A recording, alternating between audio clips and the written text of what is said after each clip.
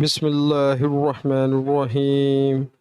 شروع اللہ کا نام لے کر جو بڑا مہربان نہایت رحم والا ہے۔ ایک بار نبی کریم صلی اللہ علیہ وآلہ وسلم لوگوں میں بیٹھے ہوئے ان سے باتیں کر رہے تھے۔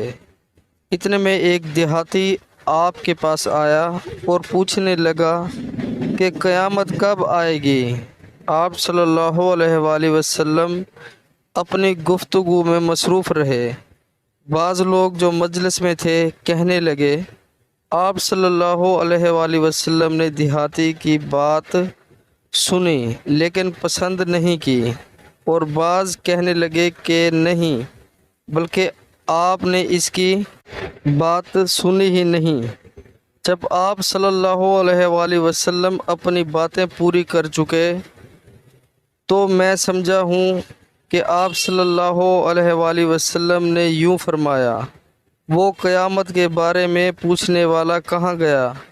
اس دیہاتی نے کہا، یا رسول اللہ، میں موجود ہوں۔ آپ صلی اللہ علیہ وآلہ وسلم نے فرمایا کہ جب امانت ایمانداری دنیا سے اٹھ جائے تو قیامت قائم ہونے کا انتظار کر۔ اس نے کہا، ایمانداری اٹھنے کا کیا مطلب ہے؟